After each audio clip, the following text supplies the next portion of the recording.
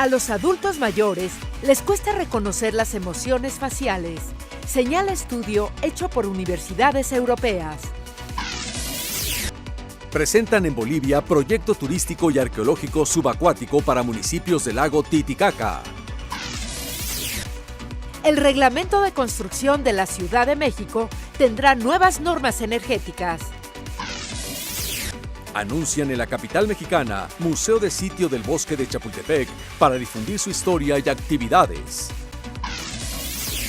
Y les recomendamos ampliamente el tema que les hemos preparado en nuestra sección de entrevista, que esperamos sea de su total interés. Bienvenidos nuevamente a Horizonte Iberoamericano, el espacio informativo producido por el ILCE. Es un gusto contar con su atención. Quédense con nosotros los siguientes 30 minutos, que tendremos mucha información de tecnología, medio ambiente, salud y educación en Iberoamérica. ¡Comenzamos! Una de las facultades que podríamos perder al llegar a una edad avanzada es la de reconocer las expresiones faciales, según un estudio realizado por universidades europeas. Veamos más al respecto. El deterioro cognitivo asociado a la edad provoca que las personas mayores reconozcan con dificultad las emociones de su interlocutor, sobre todo si existen otros estímulos simultáneos como gestos corporales. Es la principal conclusión de un estudio realizado en España, dirigido por la Universidad Nacional de Educación a Distancia, UNED, y en el que participan la Universidad Complutense de Madrid, UCM, y la Universidad Julius Maximilians de Alemania. Esto puede conllevar dificultades en la comunicación interpersonal de las personas de edad avanzada en situaciones sociales complejas, donde tengan que atender de manera simultánea la expresión facial y otro tipo de información, como los gestos o el mensaje de su interlocutor, indica Marisa Delgado, investigadora del Departamento de Psicología Básica 2 de la UCM y coautora del trabajo publicado en Experimental Aging Research. Los científicos realizaron pruebas en 24 adultos de una edad media de 75 años y en 40 jóvenes que rondaban los 26 años. Para averiguar si en el reconocimiento emocional interferían otros elementos, los experimentos se basaron en dobles tareas, en las que se mostraban en una pantalla las 6 emociones básicas: alegría, tristeza, miedo, sorpresa, ira y asco, y se combinaban con una tarea secundaria que podía ser visual o verbal en distintos momentos. Este método es novedoso en el área de investigación. Trabajar mediante la doble tarea permite que la situación experimental sea similar a la vida real de los individuos, donde tienen que procesar varias fuentes de información al mismo tiempo, destaca Delgado. A la hora de procesar las situaciones diarias, el cerebro requiere de un esfuerzo que se encuentra mermado en las personas de la tercera edad, como consecuencia del deterioro cognitivo asociado a su edad. La diferencia entre mayores y jóvenes fue más elevada cuando los mayores debían dividir su atención en 2 tareas de la misma naturaleza, explica la investigadora. Las emociones negativas, como la tristeza, el miedo o la ira, fueron las que les costó más identificar a las personas de edad avanzada, en coincidencia con los resultados de estudios previos. Según los autores, esto se explica porque se trata de estímulos complejos con un mayor número de unidades de acción facial, que requieren de una mayor carga cognitiva y por lo tanto son más difíciles de interpretar. Arqueólogos belgas y bolivianos realizan investigaciones en el lago Titicaca con el fin de resguardar y rescatar el patrimonio cultural hallado bajo sus aguas. Estos son los detalles. El Ministerio de Culturas y Turismo de Bolivia, junto a la Cooperación Técnica de Bélgica, que ejecutan el proyecto turístico y arqueológico subacuático para municipios del lago Titicaca, presentaron recientemente el informe de resultados de la fase 1 a las autoridades municipales y a la población del municipio de Copacabana. Dicho proyecto es una investigación científica que cuenta con el apoyo institucional de la Universidad Libre de Bruselas y el Centro de Arqueología Subacuática Andina, CASA, de Bélgica, dependiente de esa universidad. Tiene el objetivo de contribuir a mejorar la gestión comunitaria del patrimonio cultural de la cuenca del lago Titicaca boliviano y promover el desarrollo del turismo cultural comunitario.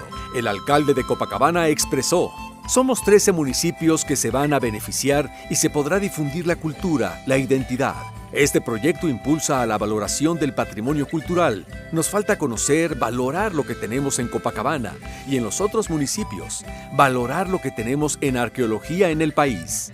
Por su parte, la representante de la Cooperación Técnica Belga CTB, Christine Joquet, explicó que dentro de las metas del proyecto se trabajará tanto a nivel de los hallazgos efectuados como a nivel del proceso de fortalecimiento de recursos humanos. El proyecto busca investigaciones arqueológicas desde el 2012 al 2014 y se usará una técnica de punta para el análisis de las piezas arqueológicas. El otro componente es la parte socioeconómica, con el subcomponente que es el factor humano. Se trabajará para que los municipios puedan diversificar y mejorar su turismo comunitario y en el rescate de las tradiciones de las orillas del lago. Se pondrá énfasis especialmente en el enfoque de género para lograr una igualdad de oportunidades de derechos entre hombres y mujeres. Agregó que se pondrá bastante énfasis en la atención a las mujeres previo diagnóstico de la situación y necesidades, priorizar para que conozcan sus derechos y la diversificación de sus ingresos con base en un turismo comunitario, acotó.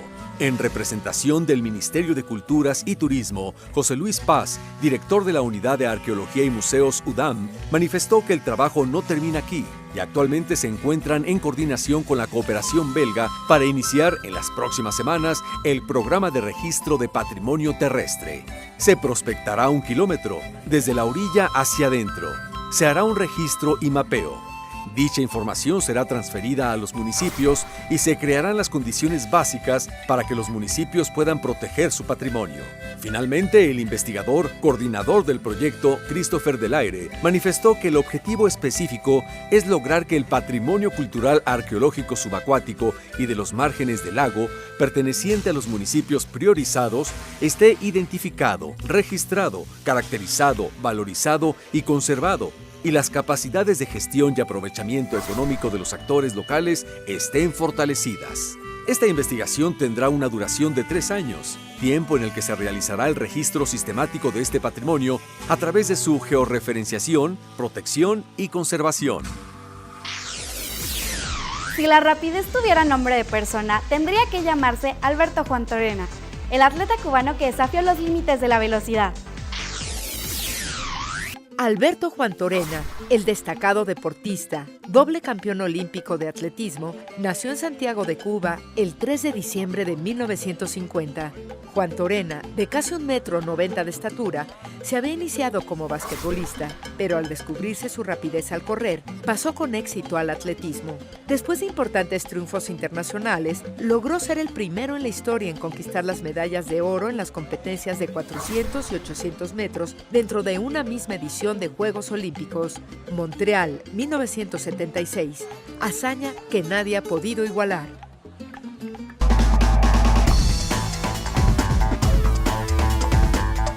Hoy en Horizonte Iberoamericano tenemos la presencia de la artista plástica Graciela Ferreiro Robles, egresada de la Escuela Nacional de Pintura, Escultura y Grabado La Esmeralda, perteneciente al Instituto Nacional de Bellas Artes. Actualmente continúa su producción artística a tal punto que ha tenido exhibiciones colectivas e individuales en México y el extranjero. Bienvenida, es un placer que estés aquí con nosotros. Muchísimas gracias por darte un tiempo. Gracias, Gerardo. Estoy muy contenta de estar aquí con ustedes. Pues perfecto, vamos a iniciar ahora sí con la entrevista. Y bueno, sabemos que para ser artista se tiene que tener ciertas cualidades, ¿no? Ciertos conceptos.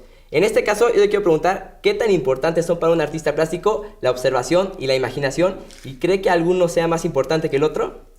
Pues déjame decirte que todos los seres humanos somos capaces de llegar a ser artistas. Todos en nuestra temprana edad tenemos la posibilidad de desarrollar alguna habilidad artística. Lo malo a veces es que no se fomenta en los niños esa habilidad, ¿no? O esas aptitudes. Pero todos tenemos esa posibilidad. Y bueno, la imaginación y la creatividad son parte de nuestra primera formación, ¿no? De niños. Jugamos con la creatividad, jugamos con la imaginación y eso es lo que nos nutre y a través de eso aprendemos. Sí, así es. Y bueno, no sé si usted coincide conmigo que los sentidos son fundamentales para la creación de la imaginación, ¿no? Porque es en base a las experiencias que nosotros nos damos como estas ideas que al final tratamos de plasmar en el lienzo, en la escultura, en lo que sea que estemos tratando, ¿no?, de realizar. Y bueno, del otro lado, ¿usted qué piensa que define más a un artista plástico? ¿Las técnicas que emplea o las temáticas de su obra? Pues mira, la cuestión es muy particular en esta parte porque hay algunos artistas que se enfocan y se centran mucho en la parte técnica y desarrollan métodos muy pues, especializados, ¿no?, para elaborar y realizar sus obras. Hay otros que se dejan llevar por la expresividad, por lo espontáneo, y que no importa el material, no importa la técnica, lo importante es la expresión. Y entonces pueden tener un papel y con ese papel armar su discurso creativo, o pueden ser muy cuidadosos al grado de convertirse en científicos de la aplicación de la forma, ¿no?, y seguir esa vertiente. Y bueno, ambas son válidas, ¿no? Ambas son válidas. Lo importante es continuar con este trabajo, ¿no?, artístico, Sí, ¿no? sí, no, la verdad es que sí, ¿no? Cada quien plasma lo que busca, ¿no?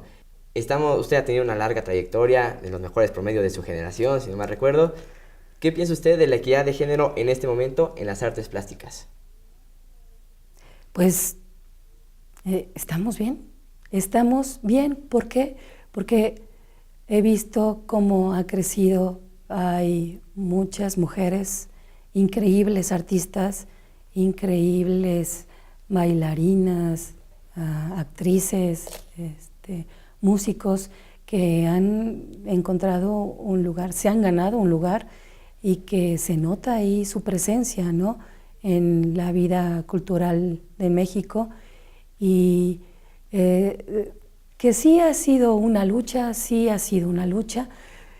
pero la lucha más importante para las mujeres creo que es con las mismas mujeres, porque nosotros somos muy exigentes con nosotras mismas, y esta cuestión de una lucha con el género opuesto, pues es algo que si aún se vive, pues se va a ir superando, porque tenemos que encontrar el equilibrio y todos, tanto hombres como mujeres, somos capaces, hemos demostrado, lo seguimos demostrando, y que lo único que tenemos que hacer y lograr es una convivencia en armonía, en equilibrio y con respeto.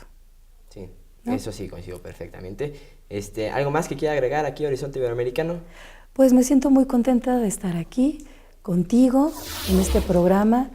Le tengo mucho cariño a Ilse y es para mí una gran oportunidad de compartir lo que he hecho, pues lo que soy, y con mucho gusto comparto esta experiencia de vida que para mí ha resultado una gran satisfacción, y donde no hay algo más importante y que le dé sentido a mi vida que el arte. Entonces, eso para mí es lo más importante, y gracias por poderlo compartir en este espacio contigo. No, muchísimas gracias por aceptar. Un placer, ya sabe que aquí cuando quiera va a tener un lugar para expresarse, para comentar. Entonces, eso fue todo aquí en Horizonte Iberoamericano, con la entrevista con la artista plástica Graciela Ferreiro Robles. Muchísimas gracias y nos vemos la próxima semana. Gerardo Bernal, hasta entonces.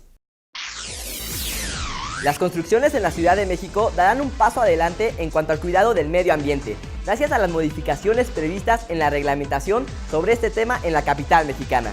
Esta es la información. El reglamento de construcciones se modificó para que las nuevas obras y las que requieran cambios tengan un enfoque de eficiencia energética como parte de las acciones para el uso de energía solar y contra el cambio climático, dio a conocer recientemente la Secretaría del Medio Ambiente capitalina. La instancia informó que en un corto plazo será publicada la norma técnica complementaria que establecerá con precisión las consideraciones técnicas, fórmulas y tablas para el adecuado cumplimiento de lo establecido en el reglamento. Refirió, a través de un comunicado, que la eficiencia energética implica cambiar la forma en que se produce y consume la energía para aprovechar las renovables y garantizar un futuro más sustentable para la Ciudad de México y el mundo. Las principales mejoras a estos ordenamientos contemplan que las construcciones plurifamiliares de más de 3 viviendas, las unifamiliares de 100 o más metros cuadrados, deberán instalar, además del sistema convencional de calentamiento de agua, uno de energía solar, explicó la Secretaría.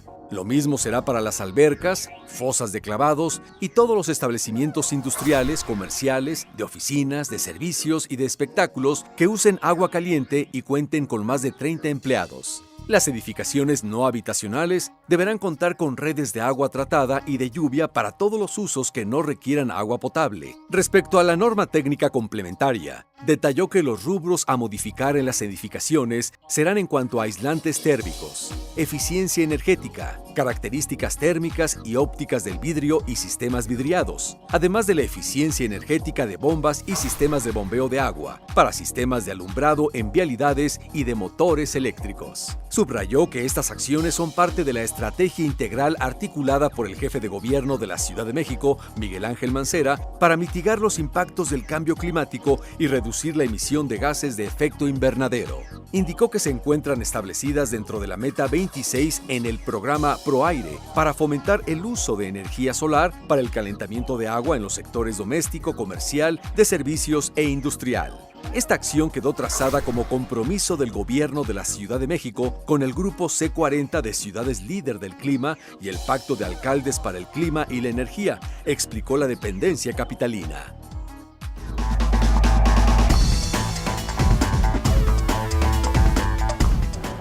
Me encuentro con Sergio Manuel Rivera, director de Comunicación y Relaciones Públicas del Museo Interactivo de Economía, MIDE.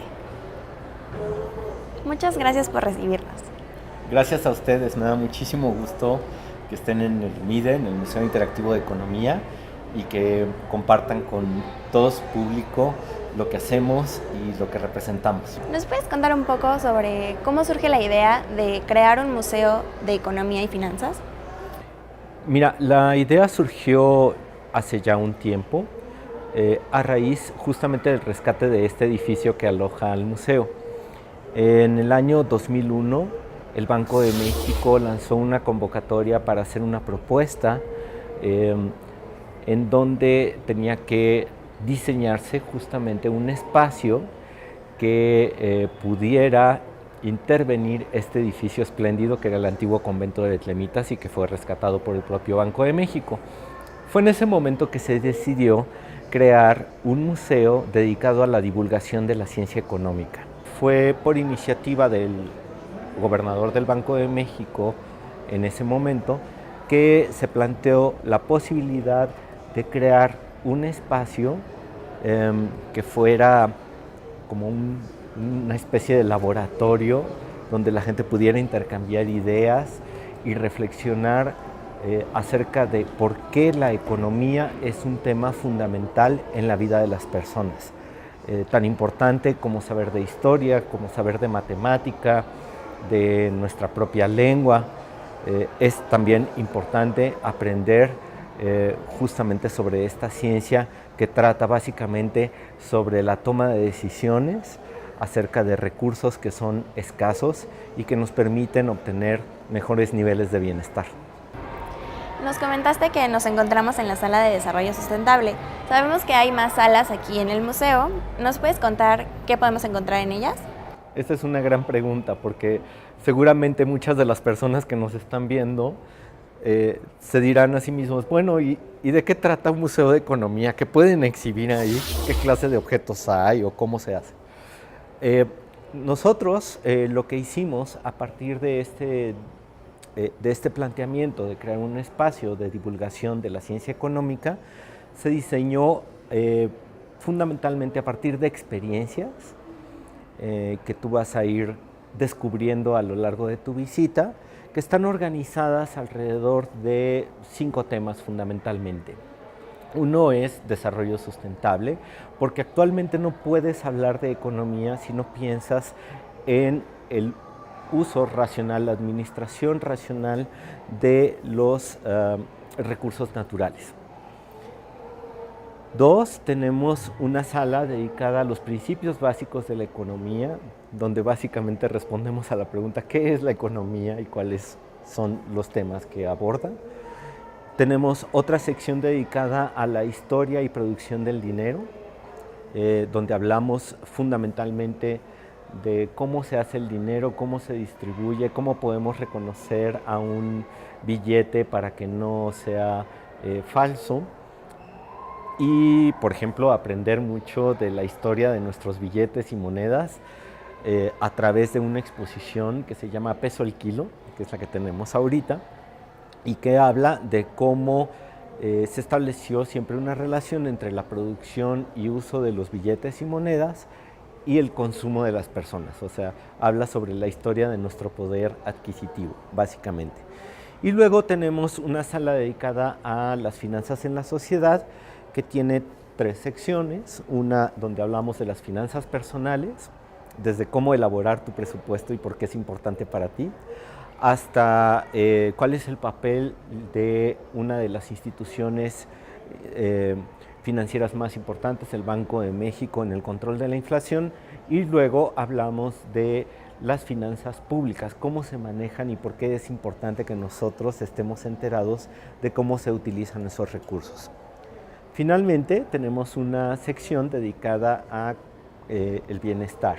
En esa sala hablamos de cómo se mide el bienestar, qué cosas se toman en cuenta para eso, cómo viven las personas en distintas partes del mundo y cómo está México en relación a esas otras naciones con las cuales compartimos este planeta. De esta forma, lo que tienes en el MIDE es una visión integrada de la economía como ciencia, pero también una visión integrada de los procesos económicos y de cómo haces finalmente, tanto a nivel personal como a nivel de comunidad, de país y del mundo entero, tomas de decisiones acerca de esos recursos que son escasos.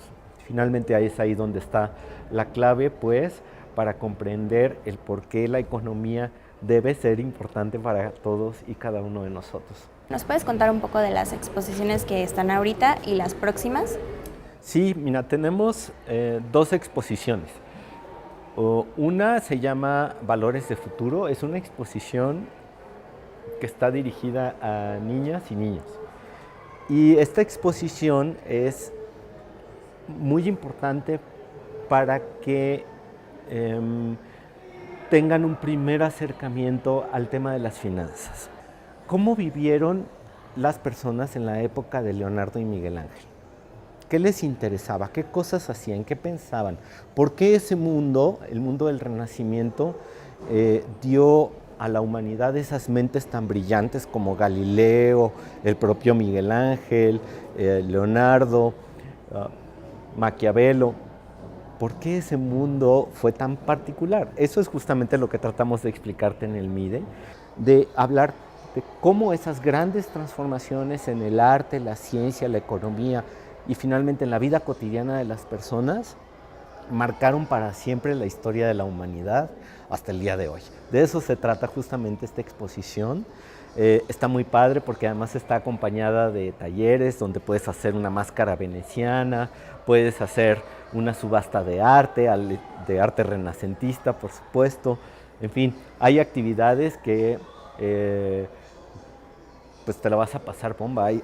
Hay hasta un taller para armar uno de los aparatos que hizo Leonardo, pensando justamente en las posibilidades del vuelo, porque en la exposición del Museo del Palacio de Bellas Artes está el libro El Códice del Vuelo. Entonces lo que nosotros hicimos fue tomar uno de esos elementos que aparecen en ese códice y hacer un taller. ¿Quisieras decirle algo a nuestro público y convencerlo de que vengan a visitar este museo? Pues les invito a venir, estamos en Tacuba 17, en el Centro Histórico, abrimos de martes a domingo, de 9 de la mañana a 6 de la tarde. Toda la información que ustedes deseen sobre el museo está en www.mide.org.mx o pueden seguirnos en Facebook y Twitter, únicamente busquen Museo MIDE. Muchísimas gracias por habernos recibido. Muchas gracias a ustedes, les esperamos en el MIDE. Ya saben, no dejen de visitar este museo. Chapultepec es uno de los espacios emblemáticos de la capital mexicana y próximamente albergará un nuevo museo. Veamos de qué se trata. El Gobierno de la Ciudad de México, a través de la Secretaría del Medio Ambiente, en colaboración con el Fideicomiso Pro Bosque de Chapultepec y organizaciones de la iniciativa privada, creará el nuevo Museo de Sitio del Bosque de Chapultepec y rehabilitará el antiguo acceso al Colegio Militar, localizado al costado sur poniente del monumento Altar a la Patria. American Express, como patrocinador del programa Watch y World Monuments Fund, WMF, otorgan una donación de $245,000 para apoyar los esfuerzos de conservación y rehabilitación del bosque de Chapultepec en la Ciudad de México. Dicha aportación apoyará a la implementación de un centro de información con el mencionado Museo de Sitio a fin de tener un recinto donde se proporcione información y difusión de la historia, archivo y actividades del bosque de Chapultepec. Este apoyo otorgado al bosque es parte de un donativo de $1 millón para apoyar 5 sitios del programa Watch. Uno de ellos es el Bosque de Chapultepec, elegido por su intrínseco e importante valor histórico, cultural, ambiental y social en la vida de todos los mexicanos. Cada 2 años, el WMF publica el listado del World Monuments Watch, a través del cual fomenta el apoyo de la comunidad para proteger diversos sitios en peligro. Los lugares del Watch 2016 son lugares extraordinarios, cuya conservación beneficiará tanto a las poblaciones locales como a los visitantes de alrededor del mundo. Para desarrollar este proyecto, se ha designado un edificio histórico de gran calidad dentro de la primera sección del Bosque de Chapultepec. El antiguo acceso al Colegio Militar y al bosque, localizado en la entrada oriente, a un costado sur poniente del Monumento a los Niños Héroes, construido a principios del siglo XIX y modificado a principios del siglo XX. La superficie cubierta es de aproximadamente 300 metros cuadrados y actualmente aloja a las oficinas de mantenimiento y servicios. El proyecto ejecutivo de rehabilitación de la estructura es realizada por el arquitecto Gabriel Mérigo Basurto, especialista en restauración de monumentos históricos.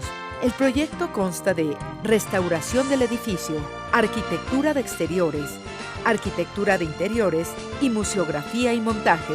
El Bosque de Chapultepec es considerado uno de los parques urbanos más antiguos de Latinoamérica, con 686 hectáreas divididas en 3 secciones, representando estas el 52% de las áreas verdes de esta ciudad y convirtiéndolo en el pulmón verde más importante de la Ciudad de México.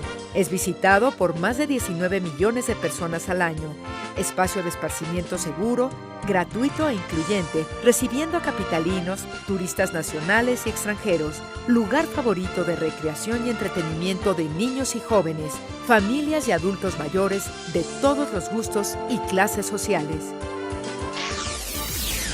En Ñandutí es un encaje tejido con hilos muy delgados, en círculos blancos o de colores muy parecidos a la tela de una araña.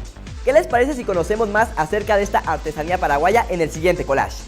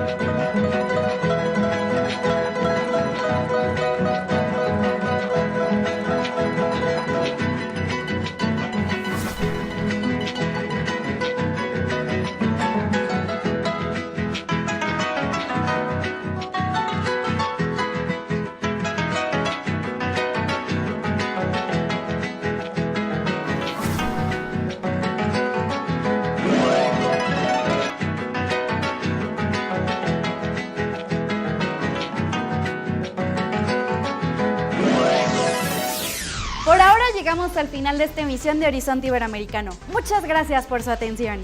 Esperamos que nos sigan en nuestras redes sociales que aparecen en pantalla o que nos manden algún comentario, opinión o sugerencia al correo horizonteiberoamericano@ilce.edu.mx. Y los invitamos a que no se pierdan nuestra próxima emisión. Se despiden de ustedes Cintia Arbizu y Gerardo Bernal.